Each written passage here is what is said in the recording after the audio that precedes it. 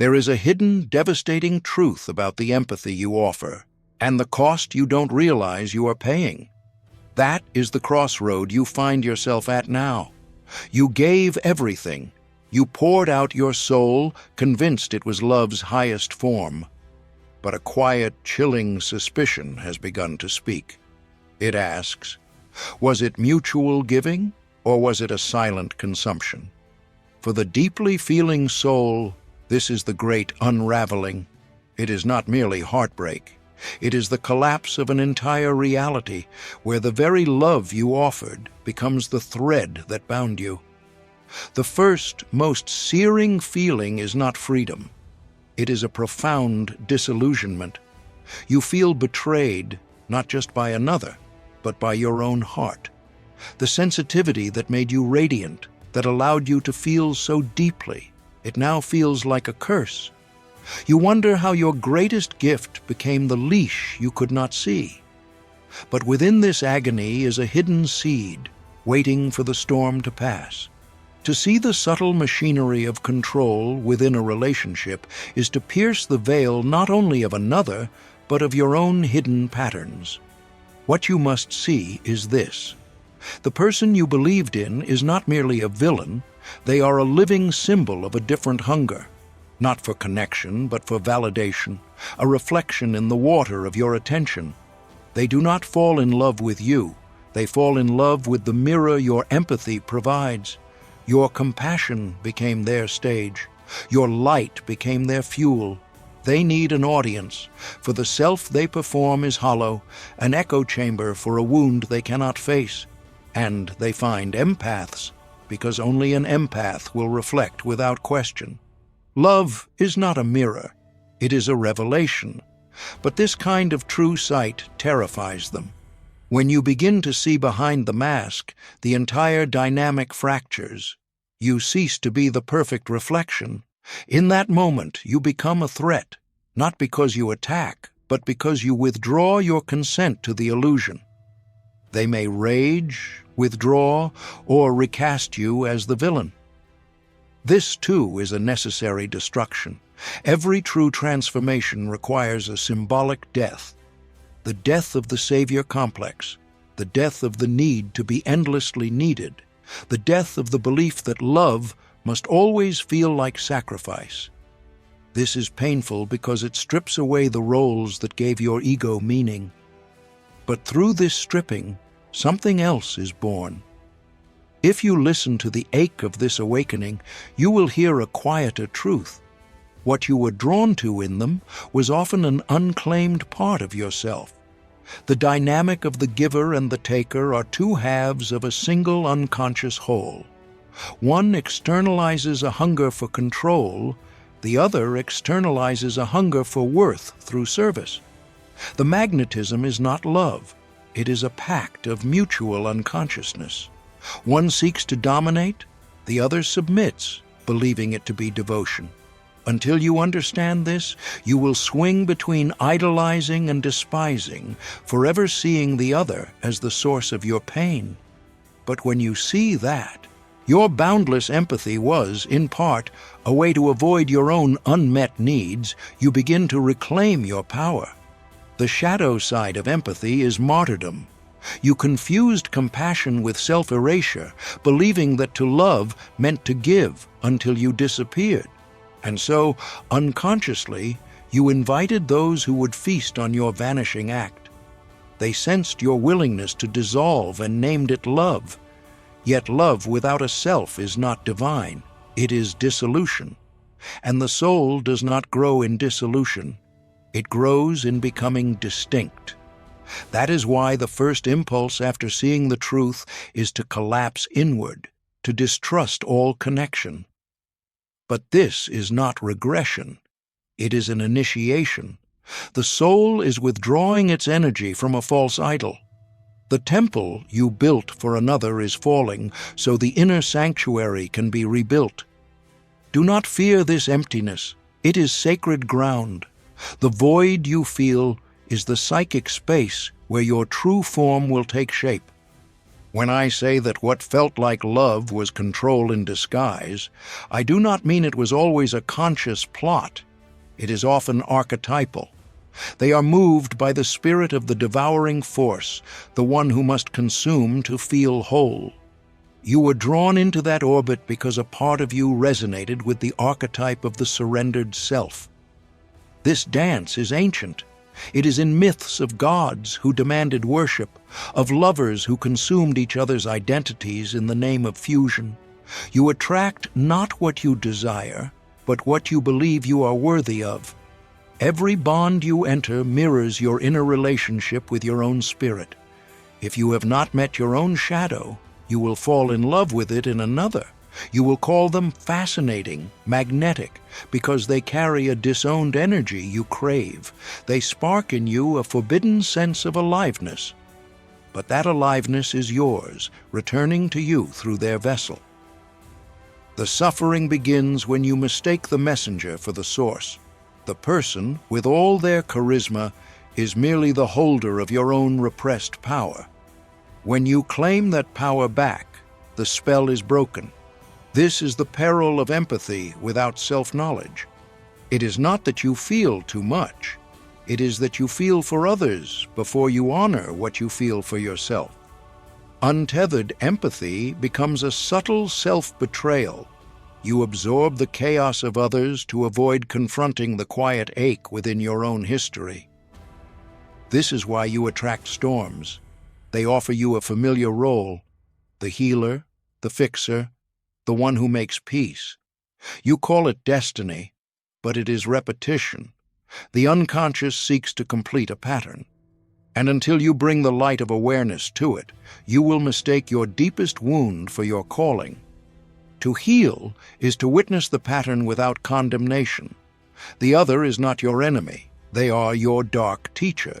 Through their control, you learned the price of your compliance.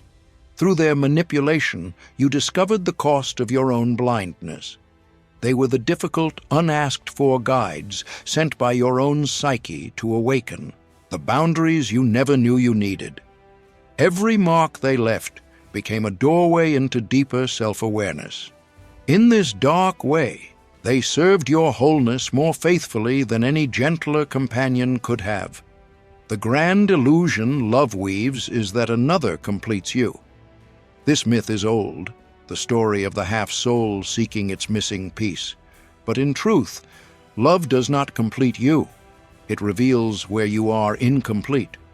The empath seeks unity outside because they have not yet united their own inner opposites.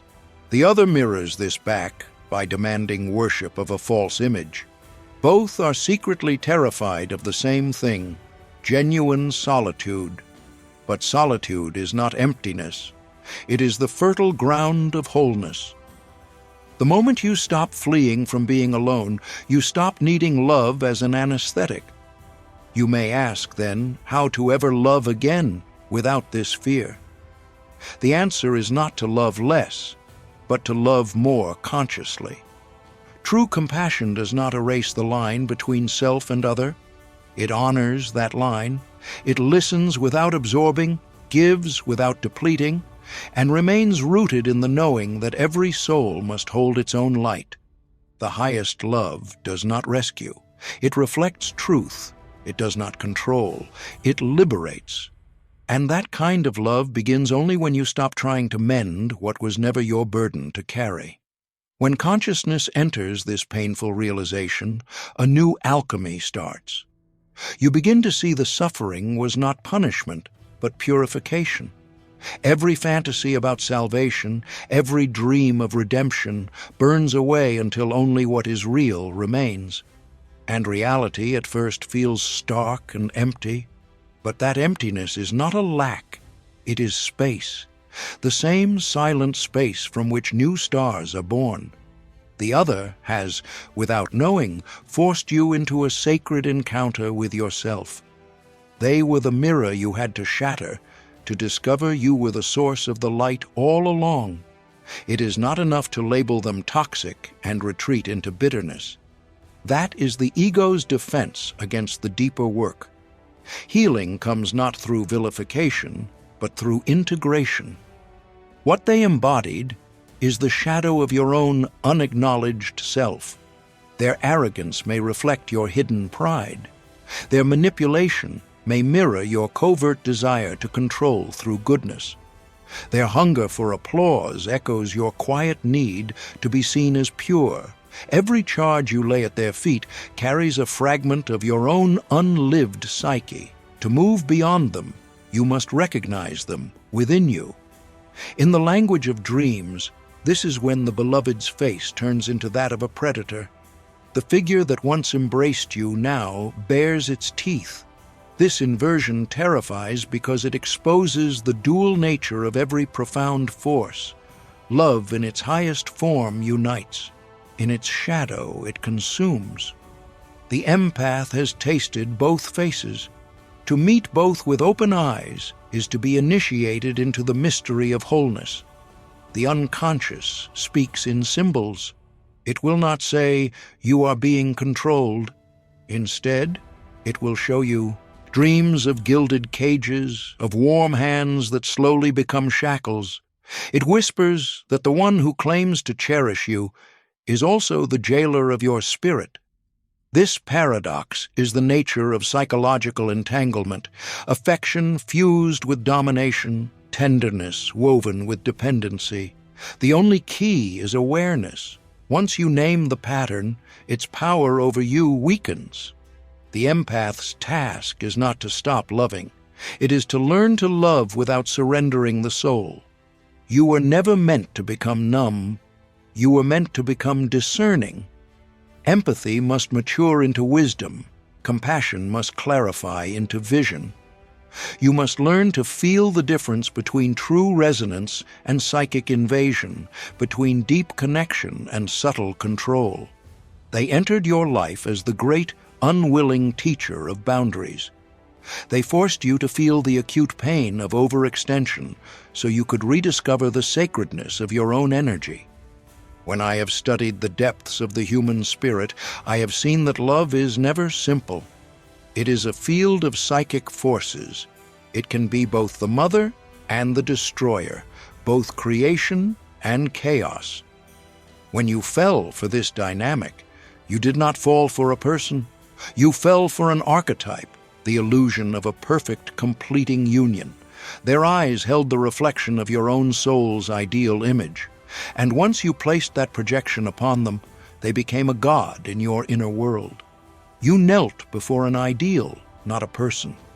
The tragedy is not that it failed, but that it succeeded too well. The bond felt transcendent because it touched the deepest layers of your unconscious. You were pulled with magnetic force because your psyche sensed an opportunity for radical transformation. The other, though unaware, played the role of the destroyer deity, the one who dismantles false identities through crisis. They forced you to confront the lie of unconditional self-abandonment. They taught you in their shadowy curriculum that love without consciousness becomes a cage. There comes a night when you cannot sleep. The mind replays every word, every broken promise, every subtle twist. The heart aches not only from betrayal, but from the loss of an entire world of meaning. You thought you knew what love was. Now you see you never did. This is the soul's dark night. But if you stay with it, if you do not rush to fill the hollow space, something extraordinary begins. The self starts to speak. It whispers, "Now you are free to love without illusion." You will notice subtle shifts. The urge to endlessly explain yourself fades. The need to be universally understood lessens.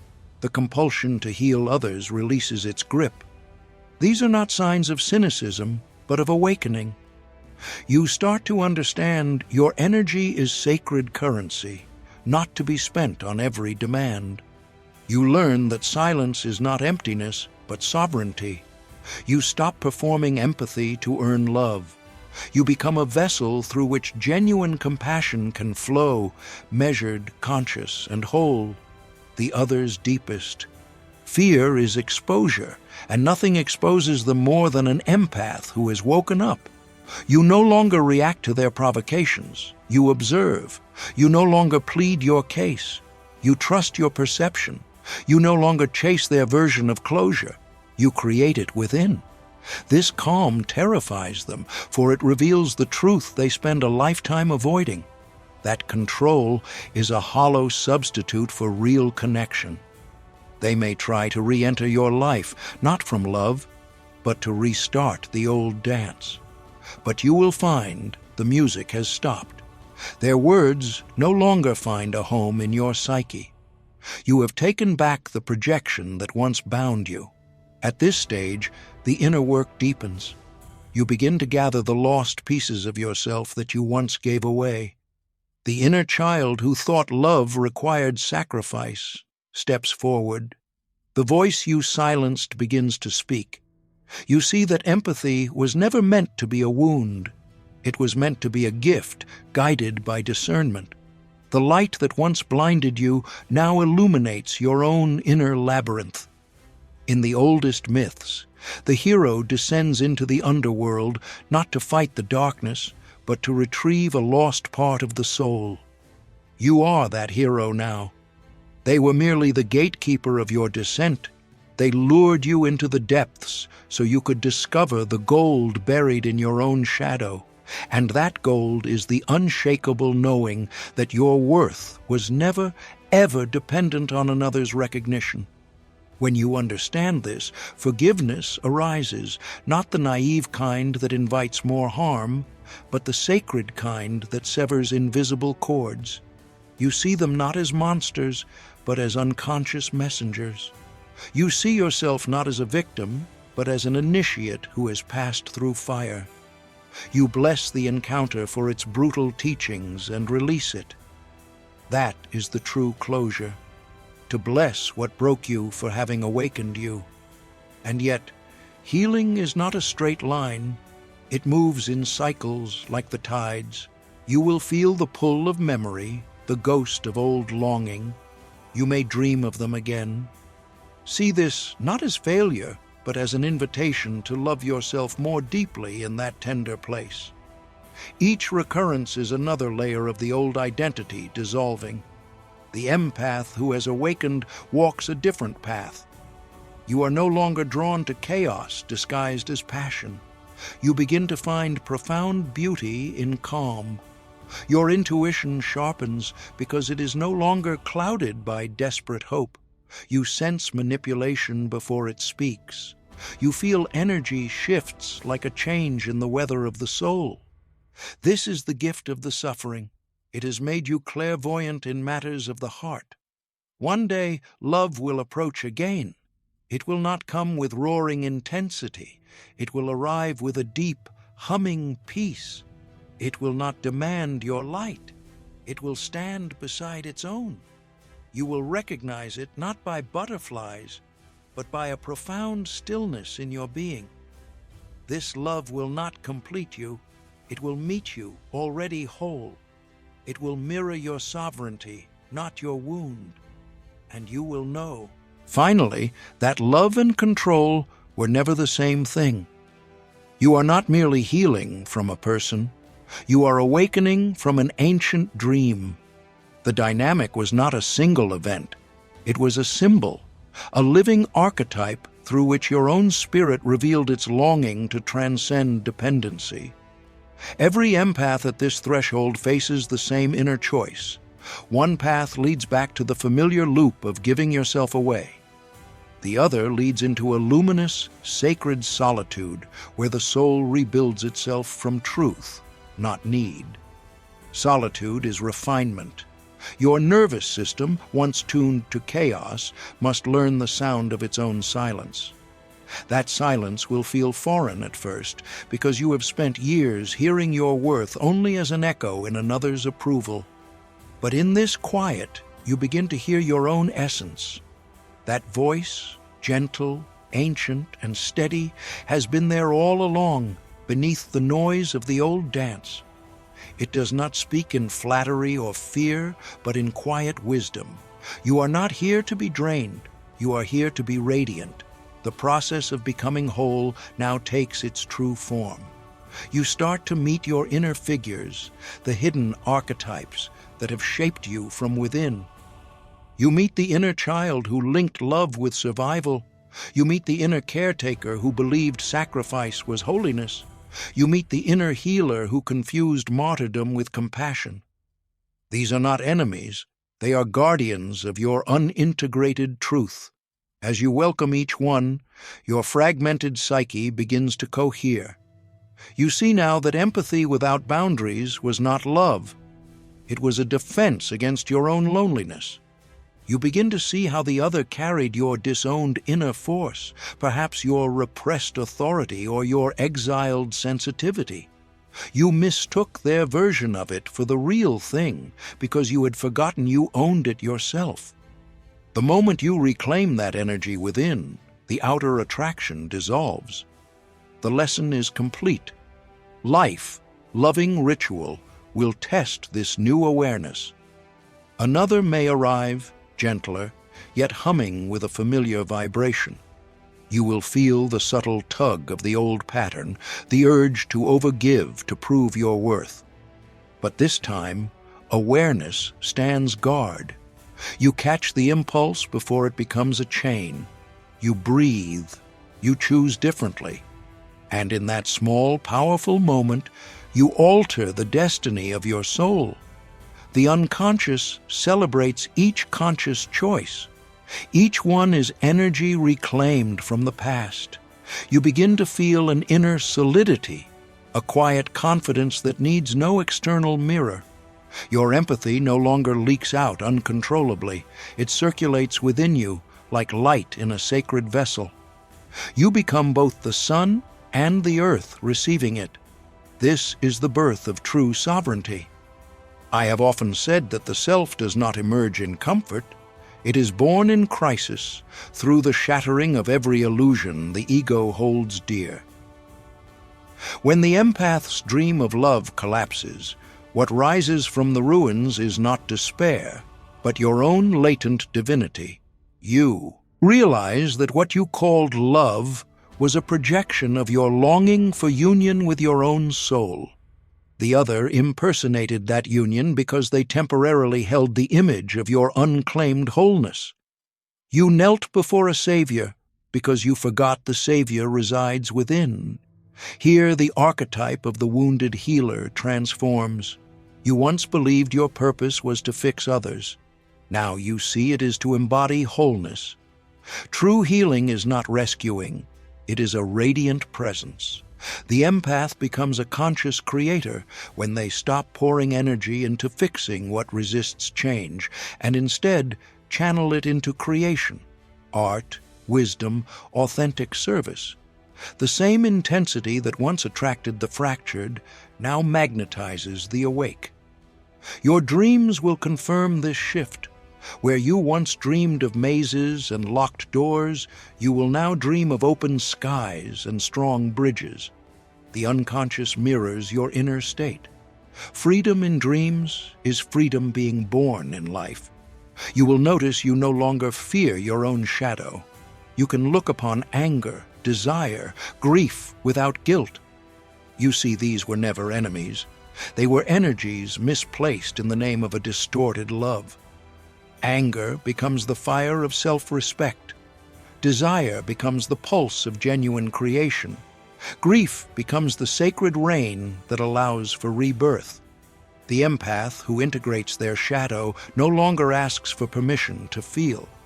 They understand the divine includes both light and dark, strength and softness. When you embody this integration, the old dynamic loses all hold. Not because they changed, but because you have. They remain trapped in their hall of mirrors while you have stepped into the open air. You see their behavior not as a personal attack, but as the symptom of a soul severed from its core. You do not hate them, you see through them. And that clear, compassionate seeing is the essence of mastery. It is here you grasp a paradoxical truth. Even the one who manipulates is, at their core, seeking love. Terrified of their own emptiness, they try to fill it by consuming yours. To love them consciously does not mean to return. It means to see their pain without becoming its nurse. It means to recognize the wounded child behind the mask, yet refuse to be the parent who pays the infinite price. Such love does not entangle, it liberates. The empath's final initiation is this: to love without being absorbed, to care without being captured, to give without abandoning the self.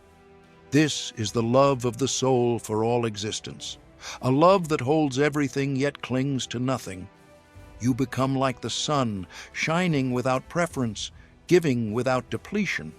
That is the destiny of every empath who walks through the valley and emerges awake.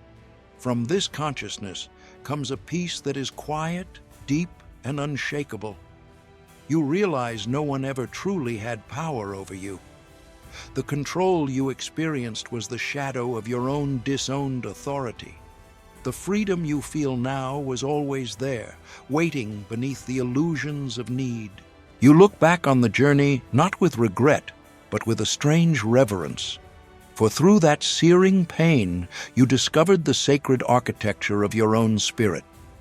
There will come a quiet morning when you wake and realize the pain has turned to understanding. The same memories that once burned now hold a strange, shimmering beauty, as if your soul has alchemized them into light.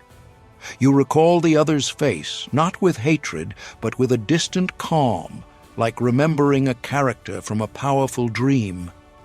The emotional charge is gone, the cords are cut. What remains is knowledge, and knowledge, woven with compassion, becomes wisdom.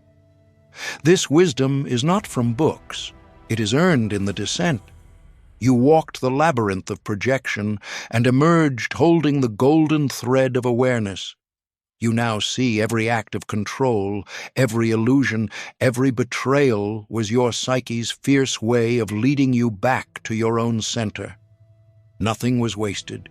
Every wound was a whisper from your true self saying, "Come home."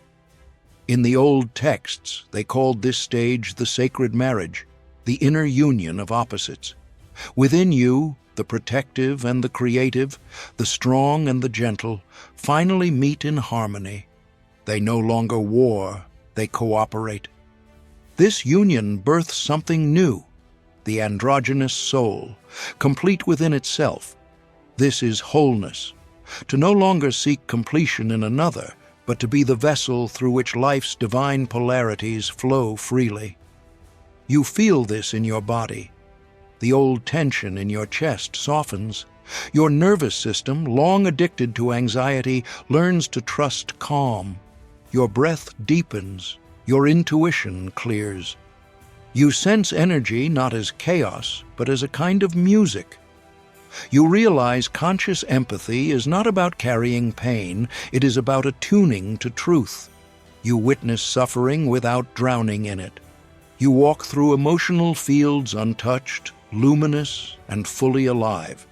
The other, in their blindness, taught you the paradox. Love without awareness becomes bondage. Awareness without love becomes cold emptiness. Now you embody both. You love with eyes wide open. You see with a heart fully awake. You no longer crave drama, for you have found depth. You no longer chase recognition, for you are rooted in simply being. This is the spiritual maturity your suffering was sculpting all along. And yet, the journey does not end in detachment.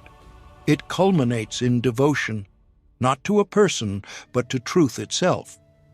The awakened empath becomes a guardian of authenticity in a world of masks. Your presence becomes a kind of quiet medicine, not because you heal others directly, but because your wholeness reminds them of their own possibility. You are no longer drawn into saving. You inspire remembering.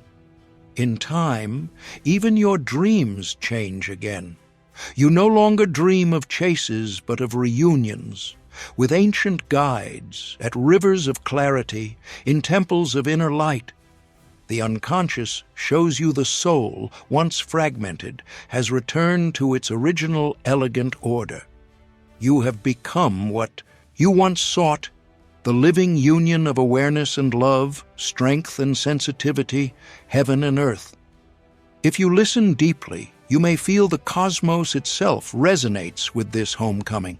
The trees, the wind, the silent stars, all hum in quiet harmony with your regained center.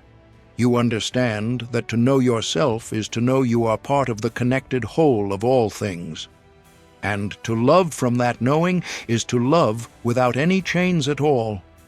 Now you can look upon all relationships with new eyes. You no longer sort people into saviors and destroyers. You see that everyone holds both light and shadow within. You understand that even the one lost in their own reflection is part of the vast play of consciousness. Their need to control was the shadow expression of the same longing that drives you, to be seen, known, and whole.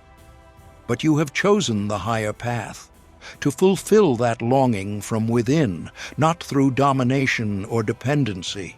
That is the difference between unconscious entanglement and sacred love. Sacred love is not intense emotion. It is spiritual clarity. It does not say, "I need you to complete me." It says, "I honor you as another expression of the divine, and I will not use you to avoid meeting myself." It does not cage or chase. It allows. It breathes. It evolves. Such love cannot be controlled or lost, for it flows from an inexhaustible source, your own self.